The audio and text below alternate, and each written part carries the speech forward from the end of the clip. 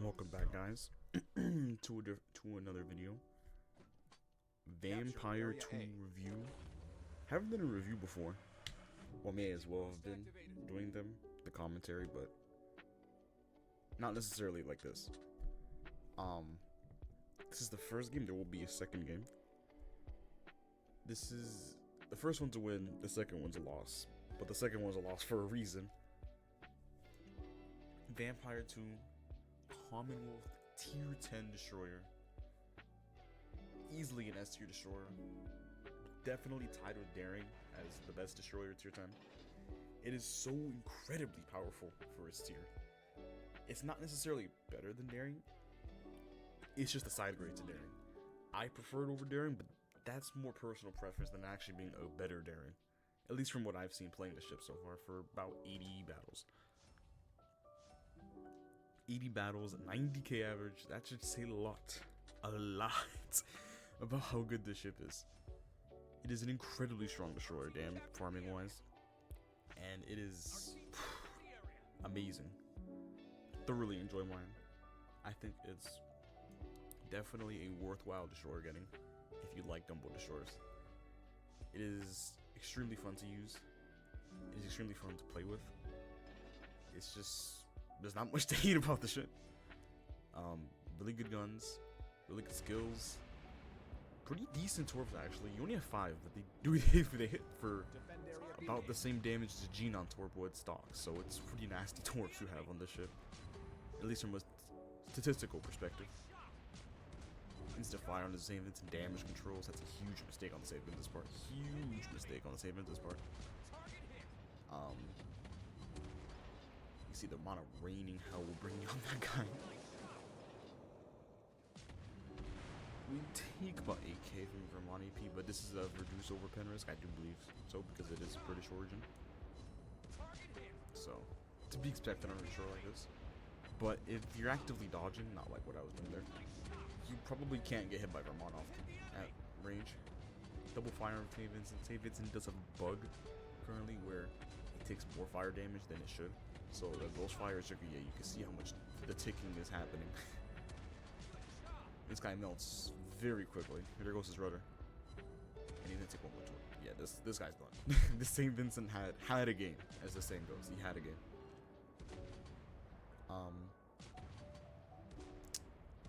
Equipment on this ship, because I know someone's gonna ask. Reload mod, propulsion mod, concealment mod, standard destroyer set up at tier 10. Generally speaking, I have a level 9 commander on the ship right now. Haven't really gotten the chance to get level 12 yet, because I just got the ship. And I just moved one of my level 6 Commonwealth commanders and just reset it for the ship. You have 4 skills. Crawling Smoke 2 charges, 2 charges basic DFA, 3 charges at level 2 engine boost, and 2 charges basic SOAR on level 1. So it is another 4 skill destroyer at tier 10. The other ones I'm trying to think of, I know Smolan is the other 4 skill destroyer for sure. Not sure what the other one is. I thought there was another one. Maybe Smolan's just been the only tier 4 skill destroyer tier 10 that I can think of. At least as of right now. You do get single file torps in this ship, which is it's a good and bad thing because you can if you're good at single filing, these torps can feel amazing. If you're bad at single filing, you're gonna have trouble with the ship because you're not gonna have trouble with the ship. You're just gonna not have good times trying to torp things because the widespread, as you will see eventually, it's pretty horrendous. You can't really widespread in this ship because your widespread makes Daring look like it has thin spread. So, yeah, the widespread is pretty horrendous. As for what I think about the ship, I enjoyed it. I thoroughly enjoy the ship. Probably my favorite premium destroyer at tier 10, or in the game for that matter, actually, I should say. Not necessarily my favorite destroyer in the game. Regolo and Calibera are still probably some of my favorites. Simply just because they're very fast-paced. So Vampire's a little less, fast-paced. It is DPM-based, but it is a little less fast. It's not as in-your-face kind of gameplay like Regolo or Calibera is. It doesn't really have that, YOLO power. It's more of the sit back and we farm, which is a very fun playstyle. And it's very fun not because as not like it hasn't been done before. The farming with HE and max range destroyers, Harugumo exists, Friesland exists. It's just that this ship does it in a different way, and that's what crawling smoke. And that's what makes this ship interesting. It's that crawling smoke. The ability to just sit and farm while moving is just way more entertaining than sitting and smoke and farming most of the time. So, I like to call it the walking Friesland because that's essentially what it is. But, it's a very fun ship. Defend area C. You can see here we can just farm behind this island because we have these amazing arcs. Well, amazing. They're good enough that you can lob, but they're also they're not Harugumo, you know, reaching to the sky kind of arcs. They're good enough arcs to lob islands with. In this game we're gonna get 100k simply just for killing off these destroyers, finishing them off. You do see though that without APCS on the ship, you do get a lot of same Panther destroyers with AP.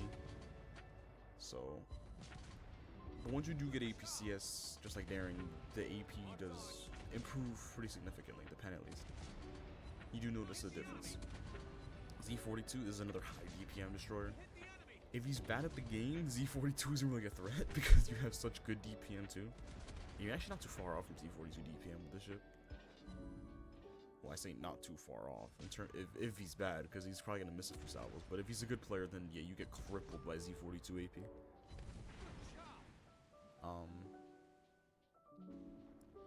We do end up killing that Z42. I don't know. I should have set a widespread torch instead of waiting this long because honestly it was a waste of my time. But we do kill the Z42 eventually. He tries to send torps, but it's just it's not gonna matter. Yeah, you can see just how quickly he dies. Get that kill real quick. Here we have the second game. This is the game we do lose. Cage center control. We're pushing left flank. Now you may be wondering, why are you flanking? Why are you flanking? Because I'm here for the damage and the damage only. If you want to make the best out of your damage and destroyers, flanking the correct way usually tends to be the best way of doing it. You'll notice that I'm not going to immediately start hitting the left turn button and start hitting the border. Two things. A, you're a really slow destroyer. B, there's no point because there's no threat over there. The only time you push far on the flank is with a Regolo and Kleber, and that's only because they can relocate back to the map fast enough that they don't feel like they're out of the battle. In this thing, if you flank that hard, you'd be out of the battle for a good amount of the game. You see the concealment is coming really clutch against Holland because, yep, there we go. Yeah, I'll spot him. There's not much. He doesn't even know I'm here. There's no warning to the fact I'm here. Unless he popped the radar for some reason, there was no way he could have known I was here. And you can just see how much we're shredding this Holland with her AP DPM.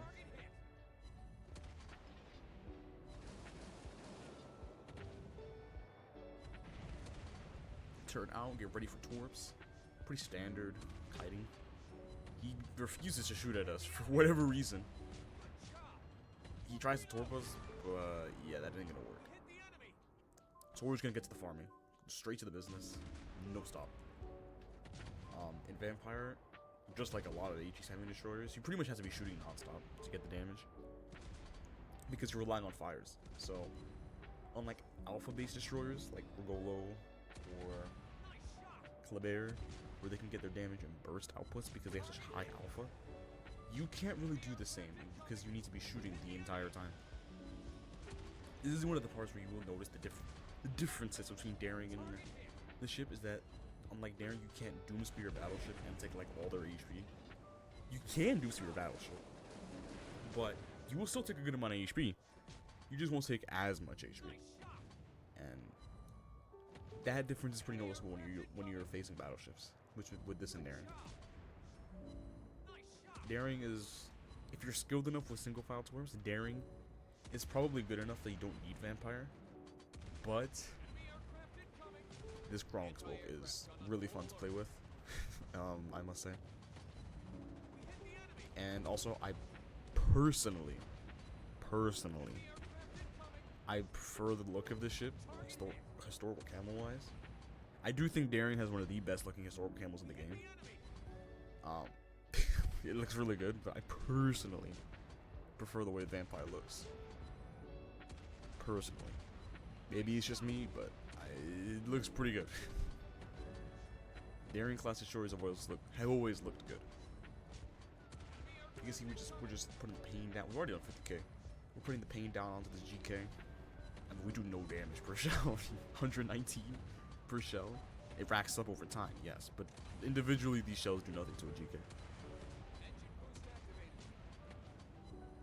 You can see the engine boost is really good for relocating. We're able to flank really hard. I don't know why my man Rid is on my flank. Zero clue. But he's there. You can see I'm always switching target because I know GK is dead anyway, so there's no point to keep on shooting him. Trying to, you know, get more damage, maximize my DPM. This ship is just, it's so fun. Here I make a significant couple mistakes here. I should have just sent Wiseper towards the midway and just hope for the best because, you know, considering he knows I'm here, he probably thinks I have torp. Yeah, he's literally shooting at me. So I probably could have just sent Widespread and get like one guaranteed torp. But instead I try to predict where he's going to go and it doesn't really end too well for me. Or at least for my torp spreads. You can see the DFA 2 exists, but your daring is, you basically have daring AA, so yeah, the AA doesn't really do much against midway planes. You shoot planes, but you're not gonna stop anything. You're not a Holland, so don't let that DFA level 2. Don't let it fool you. But you can see how quickly we get these shell hits and deep. The damage is racking up real fast at this point. He does get by 3,800 on midway. Yeah, these are that's like Daring's alpha before torp damage reduction. So this is pretty good torps. 10.3 kilometer range, 23% fire chance, 4,700, 13 damage per torp, 48-second reload. Yeah, these are some pretty good torps. These are pretty good torps.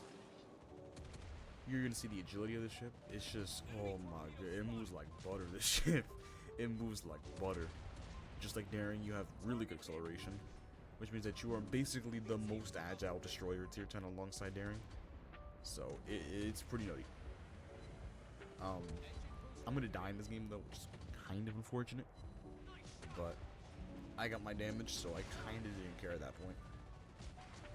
Over 500 shell hits at this stage, with a minute left, so easily 600 can be achieved.